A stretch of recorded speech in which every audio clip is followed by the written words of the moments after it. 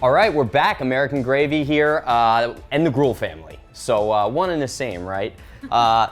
Lauren Gruel, Jaden, William, Jack. The little one's asleep right now. But what we want to go over is just real basic pantry, right? Everybody asks me, what are the 5, 8, 10 ingredients that you've always got on hand? So if you want to throw together a quick 20-minute, weeknight meal, or just something real, on the fly, a snack, what types of flavors do you always want to have and you always want to have available, right? So let's kind of go through the lineup here. First and foremost, sea salt, right? Sea salt is really important for finishing. I cook with kosher salt. I like the large crystals so that I can feel them in my hands so I know how much I'm seasoning with, and I finish with sea salt, okay? Now the reason that's important is that every single piece of sea salt is shaped like a snowflake. Each one is unique and it covers a different part of your palate, so it actually accentuates and amplifies the flavor of the food and touches a different part of your palate, which makes the food taste that much more layered and interesting.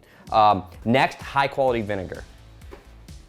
Acid is the most important thing in the world. Food, when it feels bland, when you say, what is this missing? It's 9 out of 10 times missing some sort of an acid, whether that's citrus, whether that's tomatoes, or whether that's a high quality vinegar. We've got a white balsamic vinegar here, love sherry vinegar. Try and stay away from your basic white distilled vinegars. We save those for pickles, and try and just use, play with it. Find what you like. The next one, mustard. Now, interestingly, mustard is bitter, right? So why is that important? Because as you'll notice, we're kind of lining out salty, sour, sweet, and bitter. 9 out of 10 times with food, once again, when you feel as if the food is missing something, think about your palate. Your palate is really your culinary brain, right? So salty, sour, sweet, and bitter. So the mustard fulfills that bitterness. It also adds a layer of flavor, and many times it acts as an emulsifier in your sauces. Next one, secret ingredient here.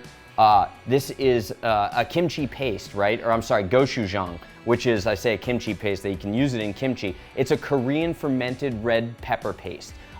Lots of flavor in there, lots of umami. You get that fermentation, you get that spice. Spice is really important. You can use that in place of like a black pepper, so you can still get that spice in there. But also that's like great for sauces. Unbelievable for sauces. You have to use that in a sauce. Vegetables, using, just mix that with a little bit of mayo, use that for a vegetable dip. The next one we've got here is a togarashi. It's a kind of a Japanese, seasoning. It's got a little bit of dried orange rind in there, chili pepper. You've got black sesame seed in there. Once again, fresh cut cucumbers, a little bit of togarashi on there. I was gonna say, Flavor cucumbers, country. Yes, you have to use that togarashi for sure. Dude, big guy. Next, chives, fresh chives, right? People always ask me, why do you put fresh chives on everything? Well, you get that beautiful aroma, that vegetal flavor on there that makes your food pop.